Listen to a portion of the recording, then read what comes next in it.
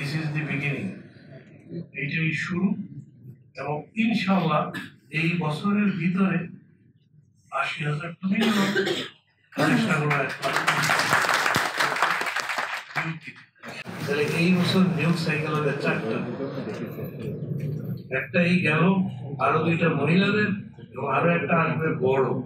এবং ওই বড় রেডিওতে তো আমার ধারণা যে ৪০ থেকে ৬০ এরকম কোনো একটা ফিগার লোকের, তার মানে প্রায় ১ লাখ।